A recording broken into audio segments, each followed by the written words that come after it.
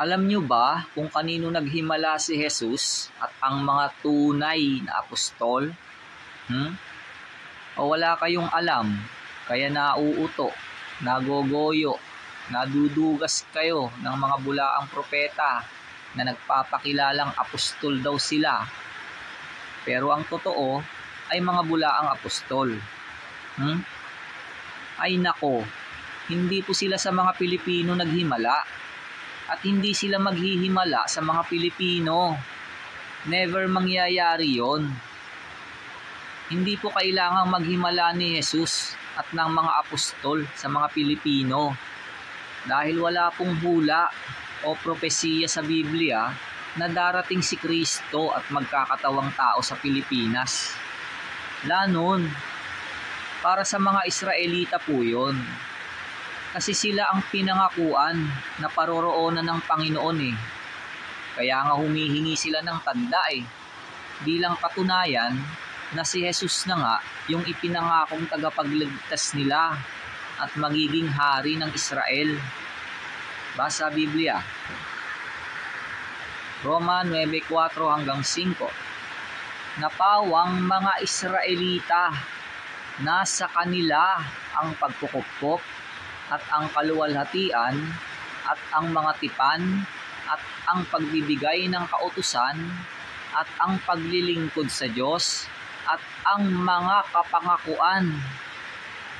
Nasa kanila ang mga magulang at sa kanila mula ang Kristo ayon sa laman na siyang lalo sa lahat, Diyos na maluwalhati magpakailanman, siya nawa. Gawa 5:30 hanggang 31.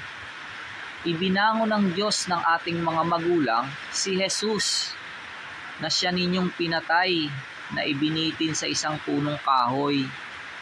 Siya'y pinadakila ng Diyos ng kanyang kanang kamay upang maging prinsipe at tagapagligtas, upang magbigay ng pagsisisi sa Israel at kapatawaran ng mga kasalanan. At isa pa, yung lahat ng mga tunay na apostol ay mga Israelita sila, mga taga-Galilea.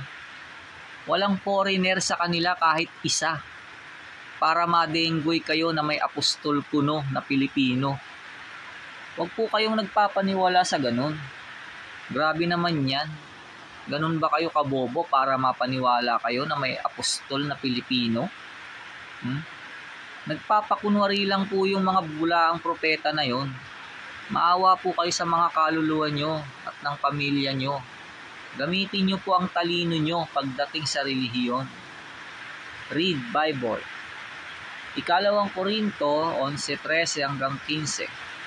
Sapagkat ang mga gayong tao ay mga bulaang apostol, mga magdarayang manggagawa, na nangagpapakunwaring mga apostol ni Kristo. At hindi katakataka, sapagkat si Satanas man ay nagpapakunwaring anghel ng kaliwanagan. Hindi malaking bagay nga na ang kanyang mga ministro naman ay magpakunwari na waring ministro ng katwiran, na ang kanilang wakas ay masasang-ayon sa kanilang mga gawa. Mateo 24:24, sapagkat may magsisilitaw na mga bulaang Kristo at mga bulaang propeta at magpapakita ng mga dakilang tanda at mga kababalaghan, ano pat ililigaw kung maaari pati ng mga hirang. Naaawa po ako sa inyo. Gusto ko po kayong iligtas at ibalik sa buhay. Gusto kong ipaalam sa inyo ang tunay na totoo upang makapaglingkod kayo sa Diyos ng totoo. Matamis po ang salita ng Diyos, parang pulot. Sana kumain po kayo. Attend po kayo ng MCGI Mass Indoctrination Worldwide. Sa Lunes po, start 7 p.m. sa mga MCGI locals near you. Huwag nyo na pong ipagtanggol ang mga relihiyon nyo. Hindi po yan uubra. Mapapahiya lang po kayo at magdaramdam sa akin. Basa Biblia, Judas 1:22 hanggang 23. At ang ibang nag-aalinlangan ay inyong kahabagan, at ang iba'y inyong iligtas na agawin ninyo sa apoy, at ang iba'y inyong kahabagan na may takot na inyong kapuotan pati ng damit na dumisan ng laman. Kawikaan 24:11, 13 hanggang 14. Iligtas mo silang nangadala sa kamatayan, at ang mga handang papatayin ay tingnan mo na iyong ibalik. Anak ko, kumain ka ng pulot sapagkat mabuti, at ng pulot kukyutan na matamis sa iyong lasa. Sa gayoy matututo ka ng karunungan na malalagay sa iyong kaluluwa kung iyong nasumpungan ito. Sa gayoy magkakaroon ka nga ng kagantihan, at ang iyong pag-asa ay hindi mahihiwalay. Unang Korinto 1:2.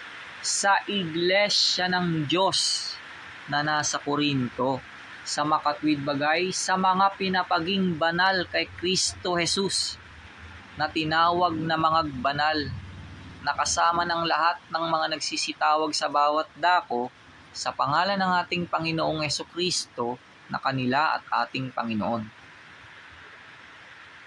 Unang Korinto 1:22.